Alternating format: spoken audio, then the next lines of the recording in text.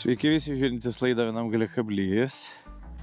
Šiandien mes kaip ir beveik atsisveikinam su žiema. Aišku, dar negreitai Lietuva visą pilnai atsisveikins. Pirma, kai visą laiką bus Žemaitija. Ir šiandien mūsų idėja pagauti baltožuvies. Visą žiemą gaudė mešeris, lydekas. Ko nepagaudyti? Ko nors gražaus, balto. Kaip žvejai vadina ją, nėra. Idėja kokia, kad šiandien mes turim Lawrence'ą Angel 9 echolatuką, su kuriuo dirbs Alikas. Tai yra poledinės žūklės laivas. Tikrai įdomus variantas. Visų pirma, pabandysim susirasti žuvytę. Apsižiūrėsim, kurioje vietoje jinai yra. Pasigręšim, paieškosim, ką daro aktyvas, ką targetas, ką daro laivas. Tai iš principo, kad pavyzdžiui jūs su šita technika galit pažiūrėti 20-30 metrų į priekį, sukdamas ratu apie eketę, tai automatiškai jūs tikrai užkabinat pakankamai daug variantų žuvies, pamatyt, kur jin stovi, nes iš tikrųjų balta žuvis kojas, karšiai, vėlgi turi kažkokį tai savo prisirišimą, mėgsta kažkokį tai dugną ar nelygumą, ar šiek tiek mikrodabelę, ar palėje plaukėje. Ir aišku, visą tai galim padaryti gręžiant ir daug dirbant, ieškant ekečių, bet galima padaryti ir gilmačio pagalba. Idėja kokia šiandien, kad mes pradžiai bandom susirasti tašką, kuriame mes gaudysim, apsižiūrim, giliai panašus, žuvytę iš principo rodo, tai jau yra neblogai, kad žuvies čia yra aplinkui, nes kartais reikia pavaikščioti ir pagręžti gerą kokį puskilometrį apie tą vietą, kur randasi žuvis, kad suprastum, kad jos yra daugiau ir tada tose vietose, aišku, jaukinsim. Tai žuvytę mums parodė. Aš einu pasidarysiu 2 jaukinimo bazės. O bazės atrodys labai paprastai, keletą ekečių. Šiandien mes turim pakankamai daug džokerio, tai yra vadinamojo smulkaus uodo-trūklio. Netgi netruklys, jisai ten dar kitas mažas raudonas gyvūnėlis.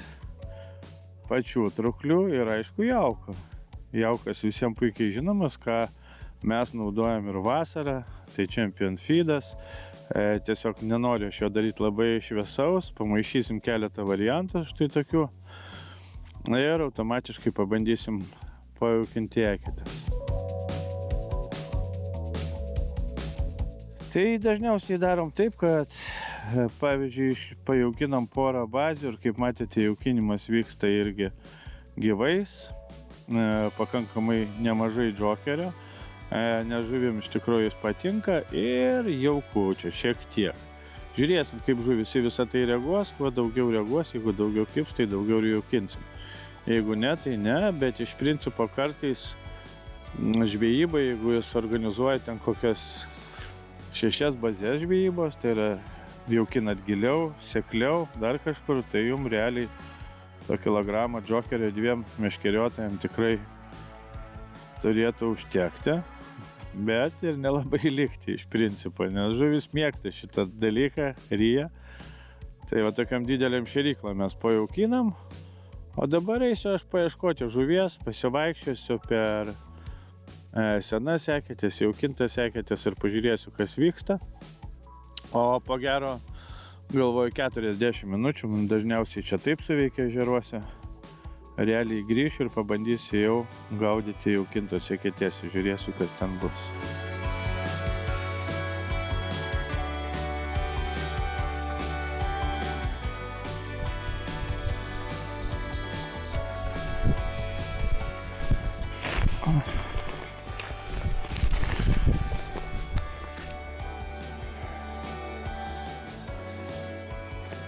Bum, kažkoksai tai. Kur tu ten? A, Jėzus. Kažkur įstrigo. Eketės apačioj matau. Nu kur? Ai.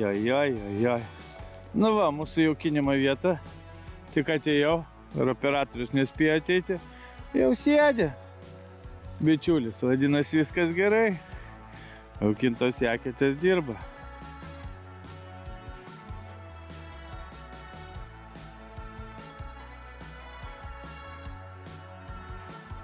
Ketėlės veikia.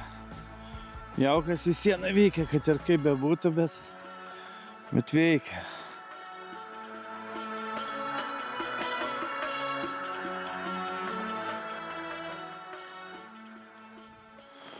Aukšto nori pakilimo, žiūrit kaip kas, bet šiaip jeigu kalbėti apie pačius virpinimus, tai arba jau aukščiau pakyla, arba žemiau, tokia per visą liuftuoja, aišku. Dėl to turi dirbti be echoloto per visą, jeigu gaudai baltą žuvį sieną, turi kėlimą daryti ilgai ir nuobodų, nes iš tikrųjų niekad nežinai, kada ta žuvis seka, nepaima. Būna, kad jinai iš paskos plaukia, tas velniukas makaluojasi, kažkoks kaip vabalas, atrodo įdomu. Ir kažkokioj tai aukščiausiai fazėje būna, kad paima. Ir tas šiandien kibimukas jo toksai visai neagresyvus, toksai barkštelna. O taip, nežinau, ar čia matysis tie kibimai GoPro kameryti, bet jie labai švelnučiai. Va, kaip dabar, opa. Ir toksai paim tik tai per galiuką.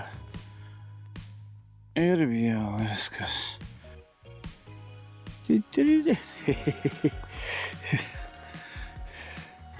Išlėkia kaip ropkė.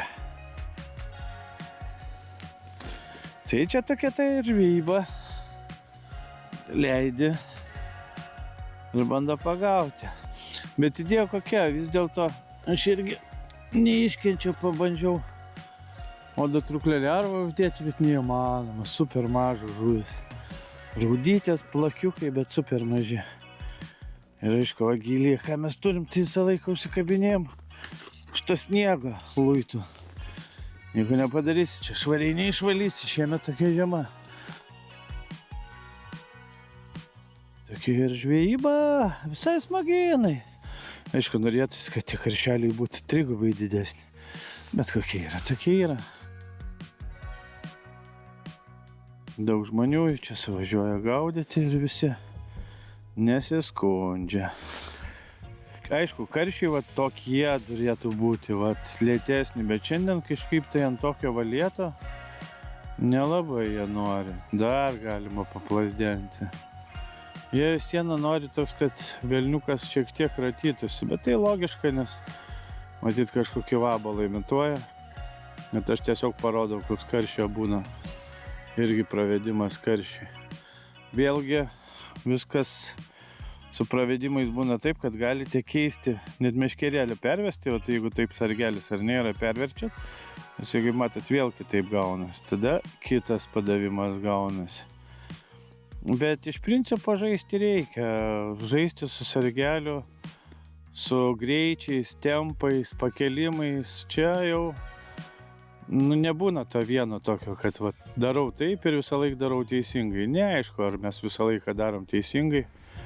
Dažniausiai būna, kad randi tos dienos tempuką kažkokį tai ir aukštį, į kurį jinai vejasi ir kimba. Tai turbūt ir yra viso šito žvejybos esmė, kad turi daug dirbti. Turiu omeny su be masalo. Bet be masalas leidžia, kaip matot, atsikratyti mažos žuvytės, kuri nervuoja. Darbą reikia daugiau įdėti, bet tas darbas įdėtas visą laiką, jisai bent jau padeda. Vėl toks krus tik tai sargelio nosis ir vėl. Toks vos.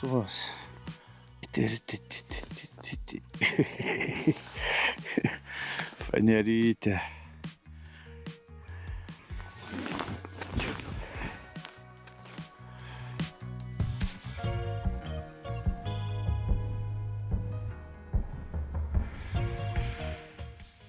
Pabaigiam taip gražiai pirmą dalį pasikalbėjom, ar ne, apie baltą žuvį. Bet jūs turėkite omeny, kad visą šitą idėją labai tinka ežerams, kuriuose yra karšiai, netokie maži, gal ir didesnių karšių yra. Vis viena, pati idėja žvejybos, randant žuvį, yra įdomi, jaukinti dabar pavasarį, kaip pavasarį, jau pavasaris, iš tikrųjų reikia būtinai, aš manau, kad būtinai. Na ir tada nepamirškite, kad 2 eketės arba 3 eketės nėra panacėja. Dėl to geriau jaukinti plotą, geriau jaukinti vienoj pusėj, kitoj, trečioj, ketvirtoj ir po to eiti ratą. Kur užsikabinsit, ten galit pasilikti. Žiūrėsim, kur įsikabinsim šiandien mes, o dabar ilsėkitės ir susitiksim po pertraukos.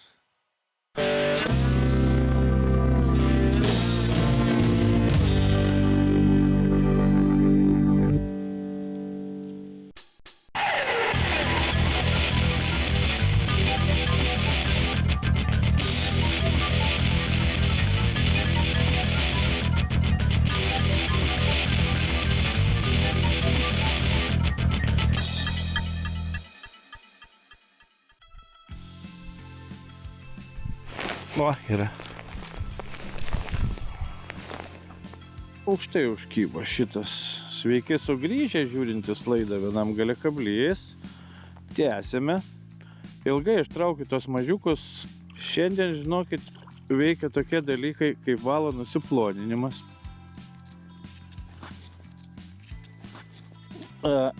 Iš tikrųjų, aš pripratęs gaudyti, palauk tu, chuliganas.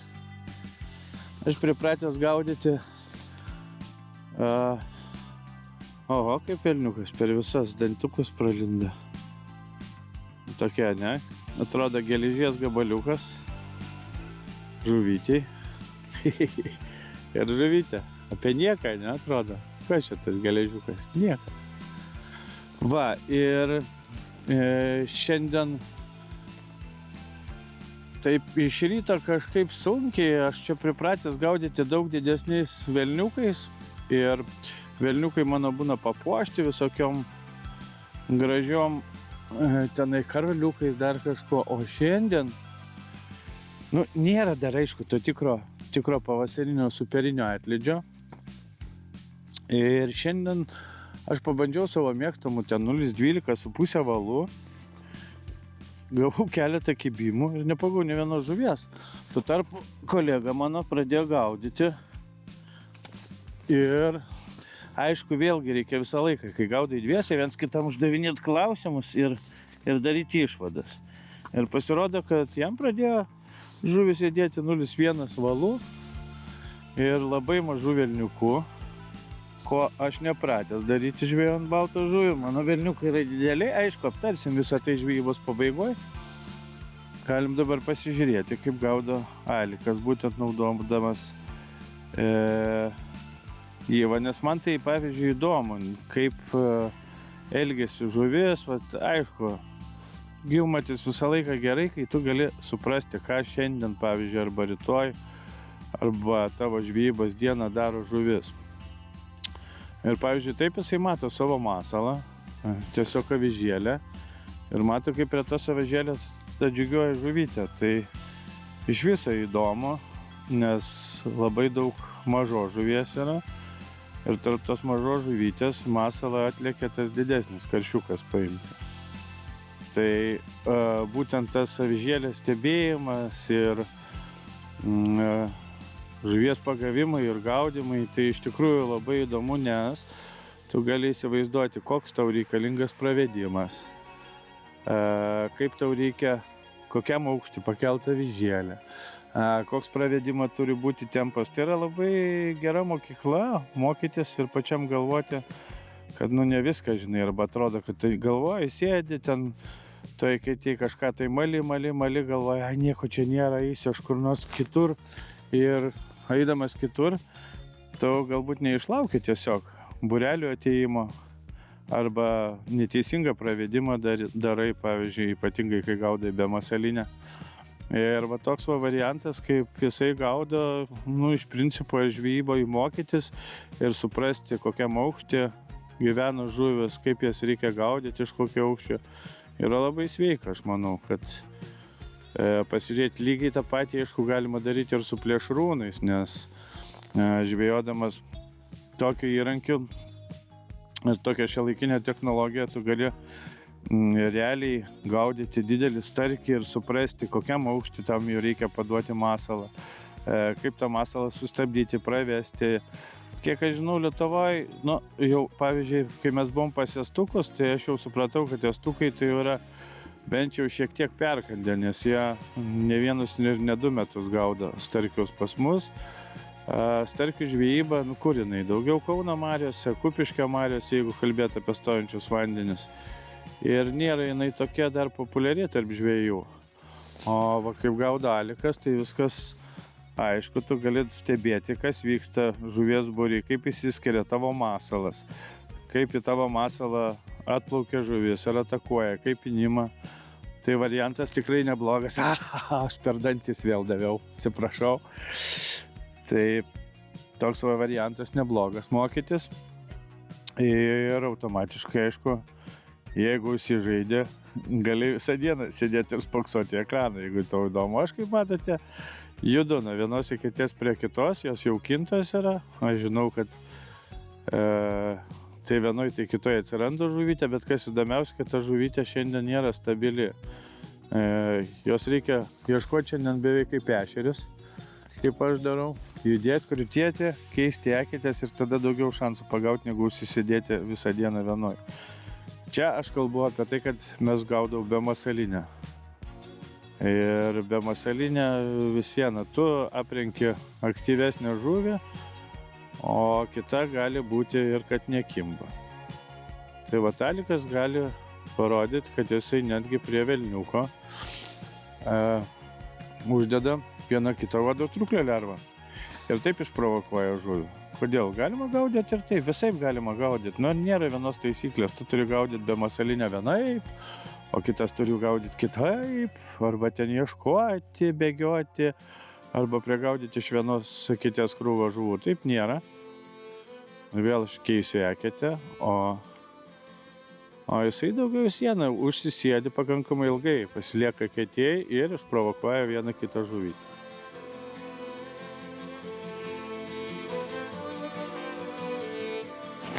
Ir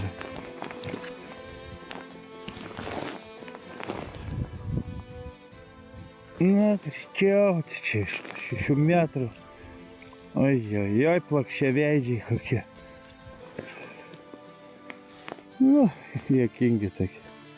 Ai, kaip agresyvumo kiek.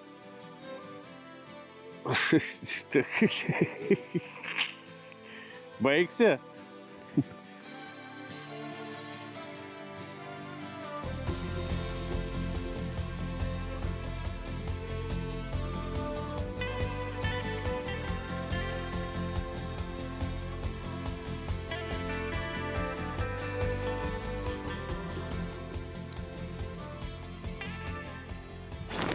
Dar vienas. Pats į vadę plaukia. Draugėlis. Va taip ir įrėmė.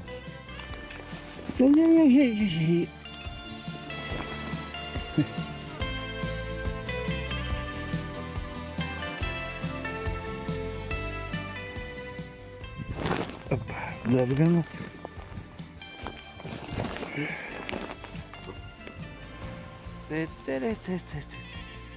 Juhu. Trečias brolis Jonas. Čia tokias geriausias šiandien eketas. Po vieną, po 2.